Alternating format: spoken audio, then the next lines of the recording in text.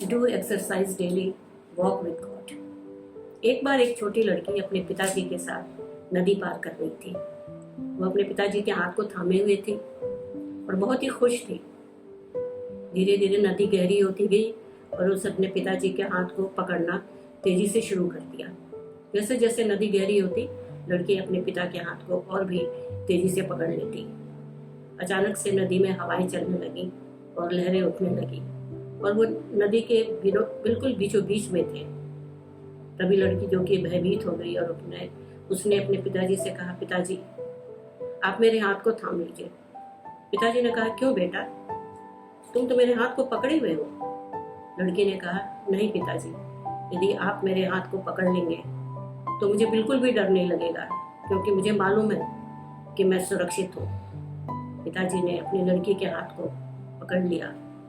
लड़की के दिल में बहुत ही तसल्ली आई, क्योंकि वो जानती थी कि अब वह पूर्ण रूप से सुरक्षित है। जी हाँ, आप भी अपने स्वर्गीय पिता के हाथ को पकड़ लीजिए। जब मसीह चलता साथ और थामता भी हाथ, तो दिल को आती अजीब तसल्ली।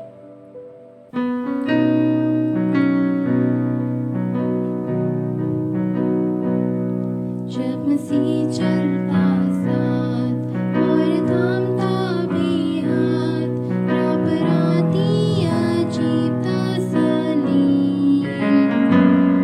जब हम मानते फरमान, मिलता हमको आराम, मिलता सबको जो मानते मसीह। ला तू ईमान और मान भी यह काम, और हमेशा मसीह में तू रहेगा Shadman. When we walk with the Lord in the light of His word, what a glory He sheds on our way. When we do His good will, He abides with us still, and with all who will trust and obey. Trust and obey, for there's no other way to be happy in Jesus, but to trust and obey.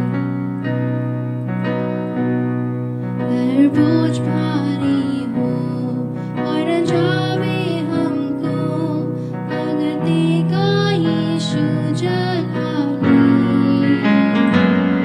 बरकत बेशुमार दुनिया में और उस पार, मिलती सबको जो मानते मसीह। ला तू ईमान और मान भी यह काम, और हमेशा मसीह में तू रहेगा Shadman.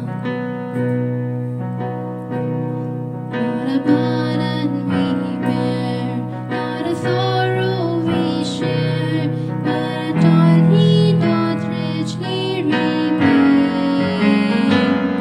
Not a grief nor a loss, nor a fraud nor a cause, that is best if we trust and obey.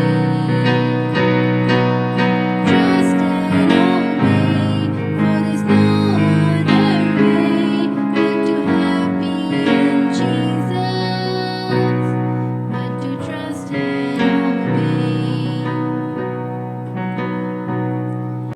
जी हाँ अजीजों, मसीह के साथ रहना, मसीह की संगति में चलना और साथ साथ मसीह के संतों के साथ उनकी संगति में रहना बहुत जरूरी है, क्योंकि हम नहीं जानते हैं कि हमारा साथ कितने दिनों का है। प्रभु के एक दास को अंतिम विदाई देते हुए प्रभु के एक दूसरे दास ने कहा, वचन उठ गया, और उसके करीब 15 दिन के अंतराल में प्रभु का वो दूसरा दास भी उठा लिया गया। यह कोई घटना नहीं है, यह एक कहानी नहीं है, यह एक सच्ची घटना है जो पिछले 1 महीने के अंतराल में हुई। अजीजों, फिर इस घटना ने मुझे एक प्रश्न पर ला के खड़ा कर दिया कि क्या सचमुच वचन का अकाल पड़ेगा, वचन उठ जाएगा। शायद आप सोच रहे होंगे या कह रहे होंगे कि ऐसा कैसे हो सकता है कि वचन का अकाल पड़ेगा। हमारे तो घरों में वचन है, हमारे मोबाइल फोन में वचन है, परमेश्वर का वचन है। जी हाँ, आपके पास है वचन।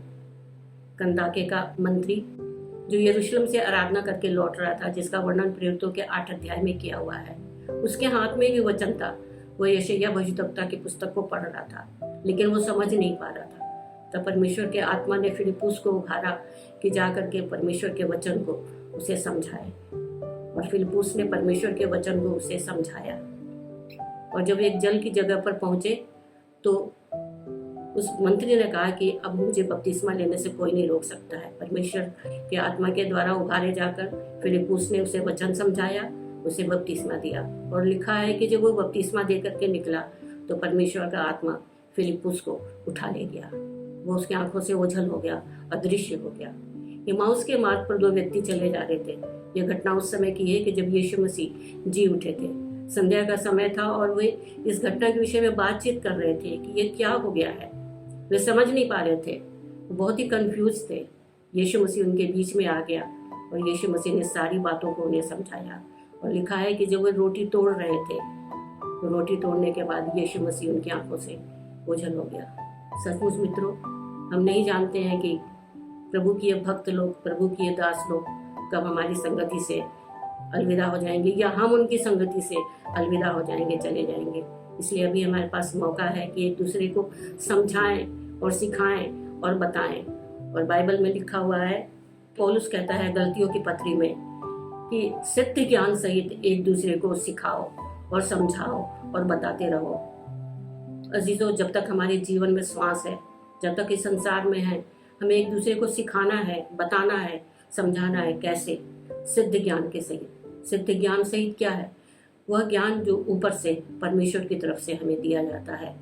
बाइबल में बताती है कि आरंभ की शिक्षा को छोड़ करके हमें सिद्धता की तरफ आगे बढ़ना है, सिद्ध बनना है। आरंभ की शिक्षाएं क्या है ये आप पढ़ सकते हैं बाइबल में क्या है, लेकिन हमें सिद्धता की तरफ आगे बढ़ना है, एक दूसरे को सिखाना है और समझाना है, संतों की संगति में रहना है, और जो दान और वरदान परमेश्वर ने हमें दिया है उसे हमें इस्तेमाल करना है। सो आइए एकजुट होकर के इस भार को हम उठाएं, और जब तक हमारे जीवनों में श्वास है हम उसके सुसमाचार को अपने गुणों से और उस दान से जो प्रभु ने हमें दिया है समझाएं और बताएं हैं। क्योंकि वचन में बताता है कि मिट्टी उसका धन्यवाद नहीं कर सकती है, लेकिन हम जो जीवित हैं आज हम इस कार्य को कर सकते हैं। उसके कदम करीब,